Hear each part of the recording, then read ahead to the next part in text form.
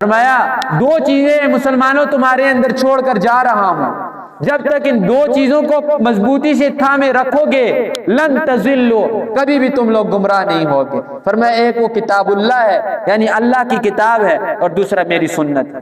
دو چیزوں کو مضبوطی سے تھامے رکھو گے تو تم لوگ کیا ہوگے؟ کامیاب ہو جاؤ گے۔ جب تم نے قرآن کو چھوڑ دیا، میری سنت کو چھوڑ دیا، تو تم لوگ کیا ہو جاؤ گے؟ تباہ ہو جاؤ گے۔ آج مسلمانوں کی تباہی کی سب سے بڑی وجہ ہی یہ ہے، قرآن کو چھوڑ دیا۔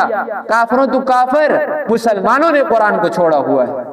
نہ قرآن کے فیصلے ملک کے اندر رائج ہیں، نہ ہمارے گھروں کے اندر رائج ہیں، اور تو اور ہمارے جسموں کے اوپر بھی قرآن کے فیصلے رائج ہیں۔ کہ لوگوں تفرقہ بازی سے باز آ جاؤ، آپس کے اندر ایک ہو جاؤ، اور محبت کا درس جو اسلام آپ کو دے رہا ہے اس درس کو سمجھو بھی اور اس درس کو پھیلاؤ بھی، آپس میں محبت رکھو۔ جب آپ آپس میں محبت رکھیں گے تو یہ جتنے فتنے آپ کو نظر آ رہے ہیں یہ ختم ہو جائیں گے، اور نفرتیں، یہ ساری جتنی بھی چیزیں ہیں یہ ہی ہیں گھر کا سکون برباد کرنے کے لیے بھی، ملک کا بھی اور علاقے کا بھی۔ علاقے کا سکون بھی تب برباد ہوتا ہے جب انسان کے اندر نفرتیں ہوں۔ اللہ الحمدللہ نحمده ونستعینه ونستغفره ونعوذ باللہ من شرور انفسنا ومن سیئات اعمالنا، من يهده الله فلا مضل له ومن يضلله فلا هادي له، ونشهد أن لا إله إلا الله وحده لا شريك له، ونشهد أن سيدنا وسندنا وحبيبنا وحبيب ربنا محمد صلى الله عليه وسلم۔ أما بعد فأعوذ بالله من الشيطان الرجيم، بسم الله الرحمن الرحيم۔ يا أيها الذين آمنوا اتقوا الله حق تقاته ولا تموتن إلا وأنتم مسلمون، واعتصموا بحبل الله جميعا ولا تفرقوا، واذكروا نعمة الله عليكم إذ كنتم أعداء فألف بين قلوبكم فأصبحتم بنعمته إخوانا، وكنتم على شفا حفرة من النار فأنقذكم منها، كذلك يبين الله لكم آياته لعلكم تهتدون۔ صدق الله العظيم۔ وقال النبي صلى الله عليه وسلم: المؤمن للمؤمن كالبنيان يشد بعضه بعضا، أو كما قال عليه الصلاة والسلام۔ پچھلے جمعۃ المبارک کے اندر بیان چل رہا تھا یہودیت کا، کہ یہودیت کس بنا پر بنی اور یہودیت کی کیا تاریخ رہی اور ان کے مسلمانوں کے ساتھ کیا معاملات تھے۔ کچھ چیز اس کی بیان ہوئی تھی، لیکن اسے اگر انسان بیان کرنا چاہے ان کی قباحتوں کو اور ان کی رذائل حرکتوں کو تو یہ مشکل ہے۔ کیوں؟ قرآن کے اندر اتنی کثرت کے ساتھ ان کی برائیاں ذکر کی گئی ہیں کہ وہ وقت چاہتی ہیں کہ انہیں بیان کیا جائے۔ پچھلے جمعے کے اندر آپ سے بیان ہوا تھا کہ انہوں نے اللہ کی بارگاہ کے اندر گستاخی کی، کسی ایک شخص نے نہیں کی، ان ساروں نے مل کر کی۔ انہوں نے کہا اللہ فقیر ہے، ہم مالدار ہیں، اللہ ہم سے مانگتا ہے، اللہ کا ہاتھ ہمارے سامنے پھیلا ہوا ہے۔ اللہ فرماتے ہیں نہیں، تم لوگ فقیر ہو، میں نے ہی تمہیں بنایا، میں نے ہی تمہیں پیدا کیا۔ انہوں نے محمد الرسول اللہ کی گستاخی کی۔ گستاخی کیا کی کہ رسول اللہ صلی اللہ علیہ وسلم کے ساتھ عناد کے اندر، بغض کے اندر اتنے گر گئے کہ محمد الرسول اللہ کے قتل کے اوپر آ گئے۔ پورا منصوبہ انہوں نے تیار کیا. وہ علیحدہ بات ہے کہ اللہ نے حضرت جبرائیل علیہ السلام کو بھیجا اور بھیج کر رسول اللہ صلی اللہ علیہ وسلم کو آگاہ کر دیا گیا کہ آپ کے قتل کا منصوبہ تیار ہے. اب ان کی ایک اور برائی، یہ بدلتے ہیں.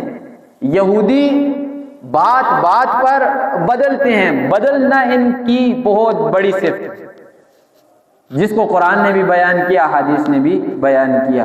ایک واقعہ آپ کے سامنے رکھتا ہوں.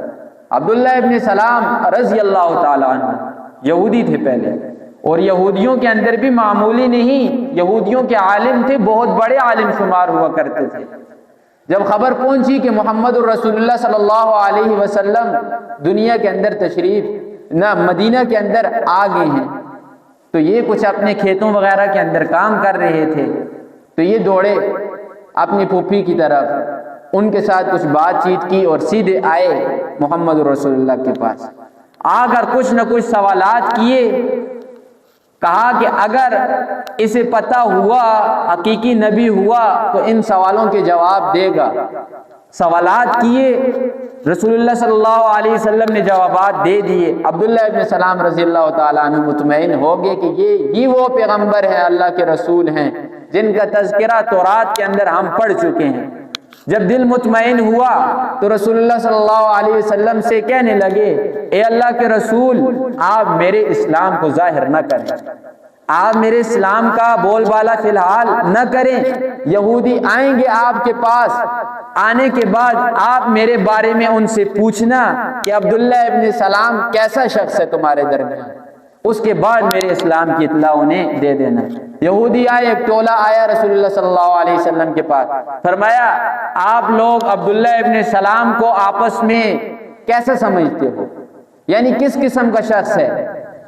کہنے لگے، خیرنا وابن خیرنا، یہ عبداللہ ابن سلام ہم میں سب سے بہترین ہے اور بہترین باپ کا بیٹا ہے. یعنی نسل بھی اس کی اچھی ہے، خود بھی یہ اچھا ہے، بہترین ہے، اور ہم میں سب سے زیادہ علم والا ہے اور اچھا ہے. فرمایا، اچھا اگر یہ عبداللہ ابن سلام اسلام کے اندر داخل ہو جائے، کلمہ پڑھ لے، کیا تم کلمہ پڑھو گے؟ آگے سے کہنے لگے کہ اللہ عبداللہ ابن سلام کی حفاظت کرے اسلام سے. ایسا بغض تھا ان کا. کہا کہ اللہ پناہ کے اندر رکھے، عبداللہ ابن سلام اسلام میں داخل نہیں ہوگا. فرمایا، روایات کے اندر آتا ہے عبداللہ ابن سلام رضی اللہ تعالیٰ عنہ پردے کے پیچھے چھپے ہوئے تھے. پردے کو اٹھایا، اٹھانے کے بعد کہنے لگے، اشہد اللہ الہ الا اللہ وان محمد رسول اللہ، کہ میں عبداللہ ابن سلام گواہی دیتا ہوں کہ اللہ ایک ہے اور محمد اللہ کے رسول ہیں. اب مجلس وہی لگی ہوئی ہے، سارے لوگ ادھر ہی بیٹھے ہیں.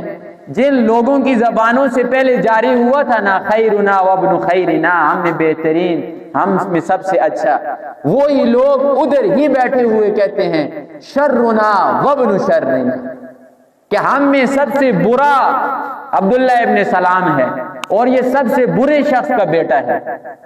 وہی مجلس، وہی جگہ، وقت بھی نہیں بدلا، جگہ بھی نہیں بدلی، لیکن ان کی زبانیں کیا ہو گئیں؟ بدل گئی. ان کی سب سے بڑی برائی کیا ہے؟ یہ یہودی بات بات کے اوپر بدلتے ہیں. حالانکہ مومن کی شان یہ نہیں. رسول اللہ صلی اللہ علیہ وسلم کے حدیث کو اٹھا کر دیکھیں، قرآن کو اٹھا کر دیکھیں. اوفوا بالعقود، مومنو زبان سے کسی بات کو پہلے نہ نکالو کہ میں یہ کام کروں گا یا یہ میں کام نہیں کروں گا، مت نکالو زبان سے. اگر کسی کام کو زبان سے نکال دیا ہے، اب اس کام کو پورا کرو. مومن کی شان یہ ہے، مومن جو زبان کرتے ہے اس زبان کو پورا کرتا ہے، چاہے مومن کی جان چلی جائے. یہ نہیں کہ حالات کو دیکھا بدل گیا.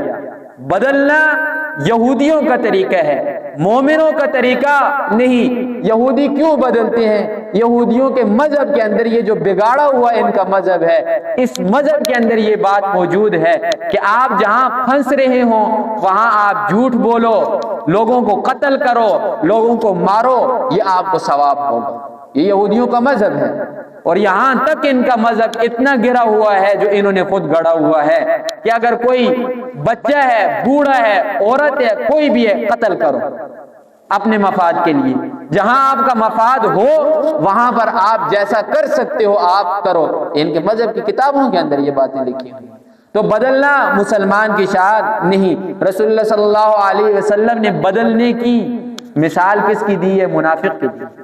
فرمایا منافق ہے شخص کہ جو بات کرے بدل جائے۔ فرمایا منافق ہے دو چہروں والا، ہاؤلائی بوجہ واؤلائی بوجہ۔ یہاں آئے ایک چہرے کے ساتھ آئے، وہاں جائے دوسرے چہرے کے ساتھ جائے، جس کے منہ پر جائے اسی کا ہو جائے۔ فرمایا منافق ہے۔ مومن کی یہ شان نہیں۔ مومن کی شان یہ جس کے منہ کے اوپر ہو حق کی بات کرے۔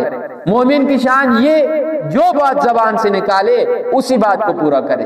یہودیوں کا طریقہ ہے اور ان کی سب سے بڑی شرارت جسے قرآن نے بھی اور احادیث نے بھی بیان کیا، یہ مسلمانوں کو آپس میں لڑاتے ہیں۔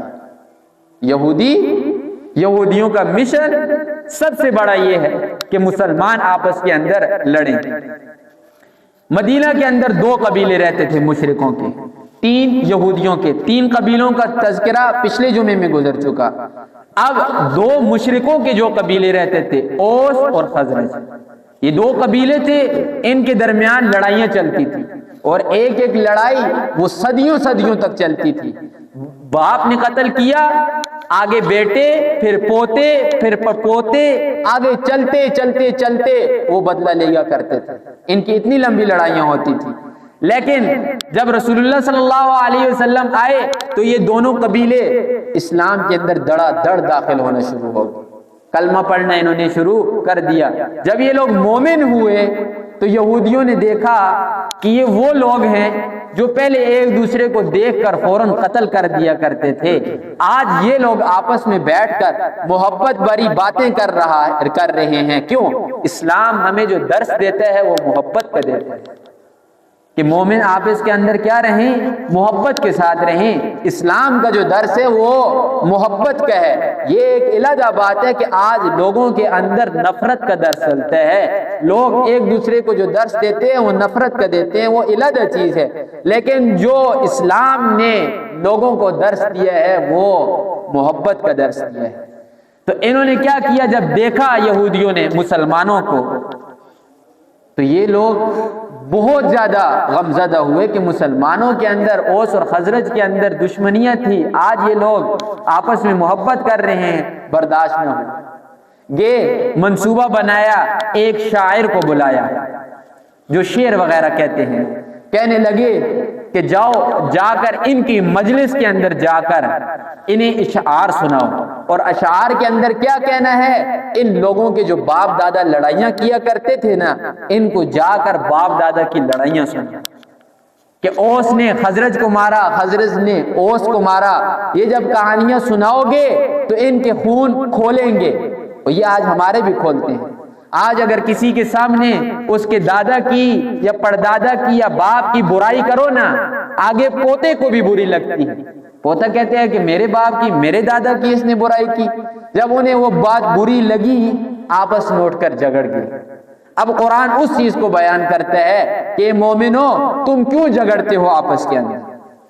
اور تم تو علی شفا حفرۃ، آگ کے کنارے کے اوپر تھے، اللہ نے تمہیں آگ کے کنارے سے بچا کر جنت کی طرف لے آیا اللہ۔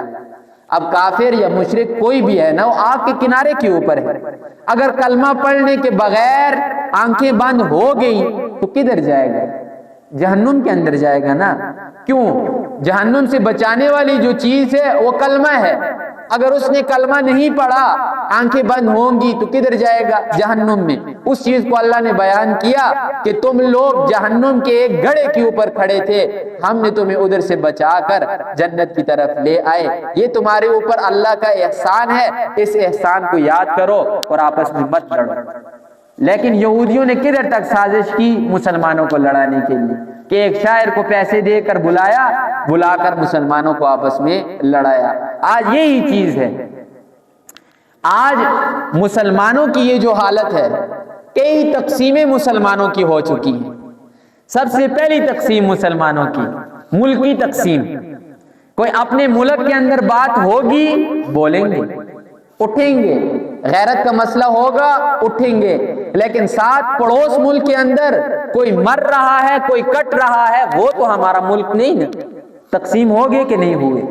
یہ تقسیم ایک۔ دوسری تقسیم فرقہ، مسلکی تقسیم۔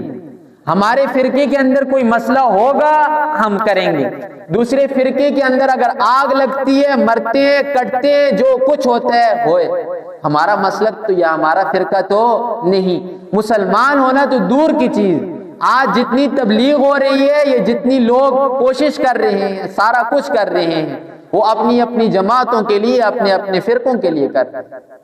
یہی اگر تبلیغ یا یہی لوگوں کی باغ دوڑ اسلام کے لیے ہو، دین کے لیے ہو، تو مسلمانوں کے اندر آج یہ جتنے فرقے بنے ہوئے ہیں یا فتنے بنے ہوئے ہیں، یہ ختم ہو جائے۔ اگر لوگ جڑیں گے تو جڑنے کی سب سے بڑی چیز جو قرآن نے ہمیں دی ہے وہ کتاب اللہ ہے، وہ قرآن ہے اور سنت رسول ہے، اس کے اوپر جڑنا۔ لیکن یہ تقسیم ہو گئی ہمارے اندر یا نہیں ہوئی؟ اور یہ بھی سب سے بڑی سازش کس کی ہے؟ یہود کی ہے۔ پھر ہماری لسانی تقسیم، ہماری زبان والا ہے، ہمیں جاننے والا ہے، اس کے ساتھ تو چلو اگر کوئی بات چیت کی اس کے لیے کھڑے ہوئے ہوں گے۔ زبان تبدیل ہے، ہمارا اس کے ساتھ کوئی تعلق نہیں۔ پھر آگے تقسیم آئے گی علاقائی تقسیم۔ علاقہ ہمارا اپنا ہے، ہمارے علاقے کے لوگ ہیں، کچھ نہ کچھ بات چیت کریں گے، لیکن علاقہ جدا ہوگا اور دوسرے علاقے کا ہے، مرتا ہے، جو کچھ ہوتا ہے اسے ہوئے، ہمارا اس کے ساتھ کیا لینا دینا ہے؟ فرمایا کہ یہ شان مسلمان کی نہیں۔ یہ جتنا بھی فتنہ ڈالا ہوا ہے، کس کا ڈالا ہوا ہے؟ یہود کا ڈالا ہوا ہے۔ اور یہ بتایا کس نے ہے ہمیں؟ قرآن نے بتایا۔ اب اللہ کیا فرماتے ہیں، ذرا ارشاد کو غور سے سنیں۔ یا ایھا الذین آمنو، اے ایمان والو، اتقوا اللہ، اللہ کا خوف کھاؤ، اللہ سے ڈرو، اللہ سے ہر وقت ڈرتے رہو۔ کیسے ڈرو؟ حق تقاتہ، جیسا کہ اللہ سے ڈرنے کا حق ہے۔ اللہ سے ڈرنے کا حق کیا ہے؟ کہ اللہ نے جن باتوں سے روک دیا ہے ان باتوں سے رک جاؤ، اور جن کاموں کے اوپر عمل کرنے کا اللہ نے حکم دیا ہے، اللہ کے رسول نے حکم دیا ہے، ان باتوں کے اوپر عمل کرنے والے بن جائیں۔ حضرت عمر رضی اللہ تعالی عنہ، بڑا مجمع لگا ہوا ہے، سوال کرتے ہیں حضرت ابی ابن کعب سے کہ وہ قاری قرآن تھے، بہت ماہر تھے۔ فرمایا کہ آپ مجھے بتا سکتے ہیں کہ تقویٰ کیا ہے؟ اللہ سے ڈرنا کس چیز کا نام ہے؟ تو فرمایا میں بتا سکتا ہوں۔ سوال کیا پھر انہوں نے، ابی ابن کعب نے حضرت عمر رضی اللہ تعالیٰ عنہ سے کہ عمر آپ مجھے بتائیے کہ جب آپ کسی خاردار جاڑیوں والی جگہ سے چل رہے ہوں، یعنی دائیں بائیں کانٹے ہی کانٹے ہوں، تو آپ کیسے چلیں گے؟ اس زمانے کے اندر اور ابھی بھی عرب کے اندر رواج ہے کہ وہ لمبی قمیض پہنتے ہیں یا لمبا کرتا پہنتے ہیں یا جبہ وغیرہ پہنتے ہیں۔ تو حضرت عمر رضی اللہ تعالیٰ عنہ نے اپنے جبے کو ٹھیک کیا، یعنی سمیٹ دیا بالکل اطراف سے، اور فرمایا اسے میں اٹھا کر اور سمیٹ کر چلوں گا۔ فرمایا یہی حالت ہے تقوی کی بھی، کہ انسان جب دیکھے ادھر ادھر گناہ ہیں تو ان گناہوں سے ایسے ہی بچے جیسے کہ کانٹوں کے اندر چلنے والا شخص اپنے کپڑوں کو بچاتا ہے، ایسے ہی یہ شخص اپنی جان کو بچائے۔ یہ اللہ کا خوف ہے، یہ ہے تقوی۔ فرمایا وَلَا تَمُوتُنَّ إِلَّا وَأَنْتُمْ مُسْلِمُونَ، اور تم مت مرو مگر اسلام کی حالت کے اندر۔ جب تمہیں موت آئے تو تم اسلام کے اوپر ہو۔ اب سوال یہ پیدا ہوتا ہے کہ انسان کے بس کے اندر تو نہیں کہ انسان خود مرے، اللہ چاہے گا تو موت آئے گی نا، پھر اللہ نے یہ جملہ کیوں ارشاد فرمایا وَأَنْتُمْ مُسْلِمُونَ، کہ لوگوں مومن ہو کر مرو، مسلمان ہو کر مرو۔ اس چیز کی تشریح احادیث کے اندر آئی ہے۔ فرمایا کما تحیون تموتون کما تموتون تبعثون، اے لوگوں جس حالت کے اندر تم زندگی گزارو گے اسی حالت کے اندر تمہیں موت آئے گی، اور جس حالت کے اندر تمہیں موت آئے گی اسی حالت کے اندر قبروں سے اٹھائے جاؤ گے۔ ساری زندگی شراب، سود، اللہ کی نافرمانی کے اندر گزارو گے اور توبہ بھی اللہ سے نہیں کرو گے تو کیا موت تمہیں اسلام کے اوپر آئے گی؟ ساری زندگی کفر، شرک، بدعات کے اندر گزارو گے، اللہ سے توبہ نہیں کرو گے تو کیا موت اسلام کے اوپر آئے گی؟ وہ کوئی شخص ہے ساری کی ساری زندگی نیک کاموں کے اندر گزارے گا، اللہ کی صدا ہوگی اس کی، 5 وقت کا نمازی ہے، ہر وقت مسجد کے ساتھ دل اس کا لگا ہوا ہے، اب اس کی موت کدھر آئے گی؟ اس کی موت بھی تو اسی حالت کے اوپر آئے گی نا۔ پھر صحابی نے سوال کیا اللہ کے رسول، تقدیر کے اندر ساری چیزیں لکھی جا چکی ہیں، ہر ایک کے لیے لکھا گیا ہے کہ یہ مومن ہے، مومن ہو کر مرے گا، کافر ہو کر مرے گا، کیا چیز کھائے گا، کیا پیے گا۔ صحابی نے سوال کیا اللہ کے رسول، سارا کچھ جب پہلے سے لکھا جا چکا ہے پھر ہمارے عمل کرنے کا کیا فائدہ ہے؟ رسول اللہ صلی اللہ علیہ وسلم نے جواب میں فرمایا، پھر تمہارا فائدہ یہ ہے کہ اللہ ہر انسان کے لیے اس کام کو آسان بنا دیتا ہے جس کام کے لیے اس انسان کو بنایا گیا۔ اگر اس انسان کو جنتی بنایا گیا ہے تو جنت والے کام اس انسان کے لیے آسان کر دیتا ہے، اگر جہنمی بنایا ہوا ہے تو اللہ اس کے لیے جہنم والے کاموں کو آسان کر دیتا ہے۔ اللہ دوسری جگہ میں اور کھول کر بیان فرماتے ہیں، نولیہ ما تولا، اے لوگو جس طرف تم لوگ چلو گے میں تمہاری مدد کروں گا، میں تمہیں چلاؤں گا، جہنم والی طرف چلو گے تب بھی میں ساتھ دھکا لگاؤں گا، جہنم کے اندر جلدی جلدی تمہیں پہنچاؤں گا، جہنم والے کام تمہارے لیے آسان کروں گا۔ اگر جنت کے اندر جانا ہوا تم نے یا جنتی راستہ اختیار کر دیا تم نے تو میں پھر بھی تمہاری مدد کروں گا، جنت والے جو کام ہے میں تمہارے لیے آسان کر دوں گا۔ تو یاد رکھیں جس حالت کے اندر زندگی گزاریں گے نا اسی حالت کے اوپر آپ کو موت آئے گی۔ ساری زندگی اگر بے نمازی گزاری پھر خیال آتا بھی ہے پھر بھی نماز کے لیے نہیں آتے تو یاد رکھیں جب موت بھی آئے گی تو اسی حالت کے اوپر بے نمازی حالت کے اوپر ہی آئے گی۔ اللہ توفیق کس شخص کو دیتے ہیں؟ ہر کام کی توفیق اللہ اس شخص کو دیتے ہیں جس شخص کے دل کے اندر طلب ہو۔ اللہ خود قرآن میں فرماتے ہیں یہدی الیہ من اناب، میں اس شخص کو توفیق دیتا ہوں کام کی جو اپنے دل کے اندر طلب بٹھا کر بیٹھتا ہے۔ اگر کوئی شخص اپنے غفلت کے اندر پھرتا رہے اور ذرا برابر بھی نہ سوچے کہ میری کیا حالت چل رہی ہے، نماز میں نہیں پڑھ رہا، زکوٰۃ میں نہیں دے رہا، حج مجھ پر فرض ہے حج میں نہیں کر رہا، سوچتا بھی نہیں کرتا بھی نہیں، ایسے شخص کو اللہ کبھی بھی توفیق نہیں دیتا۔ ایک شخص بے نمازی ہے لیکن رات دن اسے یہ فکر لائق ہے کہ میں بے نمازی ہوں، مجھ سے اللہ سوال کرے گا نمازوں کے بارے میں، یاد رکھ لیں ایسے شخص کو اللہ توفیق بھی دیتے ہیں اور توبہ کی بھی توفیق اسے نصیب ہوتی ہے۔ ایک وقت آئے گا کہ یہ نمازی بن جائے گا۔ فرمایا تم کس حالت میں مرو، مومن ہو کر مرو، کافر ہو کر مت مرنا۔ وَاعْتَصِمُوا بِحَبْلِ اللَّهِ، اور جو کام ہے ضروری اس کام کو کرو۔ وَاعْتَصِمُوا بِحَبْلِ اللَّهِ، اللہ کی رسی کو مضبوطی سے تھامو۔ اللہ کی رسی کیا ہے؟ رسول اللہ نے خود فرمایا 2 چیزیں مسلمانوں تمہارے اندر چھوڑ کر جا رہا ہوں، جب تک ان 2 چیزوں کو مضبوطی سے تھامے رکھو گے لن تضلوا، کبھی بھی تم لوگ گمراہ نہیں ہوگے۔ فرمایا ایک وہ کتاب اللہ ہے یعنی اللہ کی کتاب ہے اور دوسرا میری سنت ہے۔ 2 چیزوں کو مضبوطی سے تھامے رکھو گے تو تم لوگ کیا ہوگے؟ کامیاب ہو جاؤ گے۔ جب تم نے قرآن کو چھوڑ دیا، میری سنت کو چھوڑ دیا تو تم لوگ کیا ہو جاؤ گے؟ تباہ ہو جاؤ گے۔ آج مسلمانوں کی تباہی کی سب سے بڑی وجہ ہی یہ ہے، قرآن کو چھوڑ دیا۔ کافروں تو کافر، مسلمانوں نے قرآن کو چھوڑا ہوا ہے۔ نہ قرآن کے فیصلے ملک کے اندر رائج ہیں، نہ ہمارے گھروں کے اندر رائج ہیں، اور تو اور ہمارے جسموں کے اوپر بھی قرآن کے فیصلے رائج ہیں۔ جب قرآن کا فیصلہ ہمارے اوپر رائج ہوگا، قرآن کے اوپر عمل ہوگا، مسلمان کو کوئی کوشش کرنے کی ضرورت نہیں، خود بخود اللہ مسلمان کو ترقی دے دے گا۔ اللہ مسلمان کو دنیا پوری کی اوپر حکومت دے دے گا۔ خود اللہ کا وعدہ ہے قرآن کے اندر، انتم الاعلون ان کنتم مومنین، اور تم نے ہی سرفراز ہونا ہے، تم نے ہی حکومت لینی ہے، لیکن شرط کیا لگائی؟ ان کنتم مومنین، اگر تم مومن ہو۔ آج دعویٰ تو ساروں کا ہے، جتنے عرب خرب مسلمان ہیں سب کا دعویٰ یہی ہے کہ ہم مومن ہیں۔ تو اللہ کا قرآن کہتے ہیں اگر تم مومن ہو تو حکومت تمہاری ہوگی۔ آج ہماری حکومت نہیں، قرآن تو نعوذ باللہ جھوٹا ہو نہیں سکتا، پھر کیا ہے؟ جھوٹے ہم ہیں۔ ہمارا جو دعویٰ ہے مومن ہونے کا وہ دعویٰ ہمارا ٹھیک نہیں۔ تو بچیں گے تو کس چیز سے بچیں گے؟ قرآن اور سنت سے۔ آج اگر لوگ قرآن اور سنت کے اوپر آ جائیں نا، ہر ایک کا مشن یہ ہو کہ میں نے قرآن اور سنت پر چلنا ہے، یہ تفرقہ بازی جتنے فرقے ہیں، جتنے مسلک ہیں، جو چیزیں ہیں، یہ ساری ختم ہو جائیں، قرآن اور سنت کے اوپر نہیں آ رہے۔ یہی سب سے بڑی وجہ ہے کہ ہمارے اندر فرقہ بازی اور یہ تفرقہ بازی، یہ ساری چیزیں چل پڑی۔ ہر ایک کہہ رہا ہے کہ میں ہی مسلمان ہوں، میں ہی مسلمان ہوں، دوسرا کافر ہے۔ یاد رکھ لیں، اللہ کا جو جنت کا وعدہ ہے نا، وہ کسی فرقے کے ساتھ نہیں ہے۔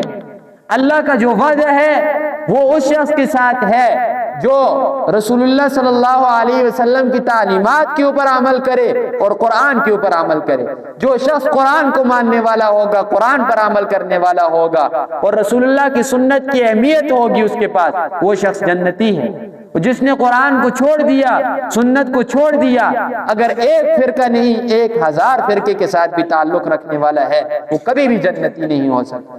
جنت کا جو وعدہ اللہ نے کیا ہے وہ قرآن کے اوپر کیا ہے کہ قرآن کو مضبوطی سے تھامی رکھو، وَلَا تَتَفَرَّقُوا، اور فرقے مت پھیلاؤ، فرقہ بازی مت کرو۔ جو کوئی شخص مسلمانوں کے اندر مذہبی طور پر یا علاقائی طور پر، اس بات کو سمجھیں، یعنی مذہب کے اندر تفرقہ بازی کرتا ہے وہ شخص بھی جہنمی ہے۔ اور جو کوئی شخص مسلمانوں کو یعنی دین کے طور پر نہیں، آپس میں محلے کے طور پر اگر لڑاتا ہے یا محلے کے اندر فساد کرتا ہے، یاد رکھ لیں یہ بھی مومن ہے۔ اسی بھی رسول اللہ صلی اللہ علیہ وسلم نے اس کے بارے میں سخت وعیدیں بیان فرمائی، اور یہاں تک فرمایا اگر کوئی شخص دو مسلمانوں کو آپس میں لڑاتا ہے یا آپس کے اندر غیبت کرتا ہے، غیبت کا مقصد کیا ہے کہ دوسرے کا دل دوسرے شخص کے لیے میلا کرے انسان، فرمایا یہ ایسا ہی ہے جیسے اپنے سگے بھائی کا گوشت کھا رہا ہے۔ سگا بھائی دور ہوتا ہے نا، آج اگر کوئی اجنبی شخص کافر بھی مرا ہوا پڑا ہوا ہو نا چرپائی کے اوپر، ہمارے دل کے اندر رحم اس کے لیے بھی آئے گا۔ ہم اگر بھوک سے بھی مر رہے ہیں اس میت کا گوشت ہم نہیں کھائیں گے، اتنا رحم اللہ نے انسان کے دل میں رکھا ہوا ہے۔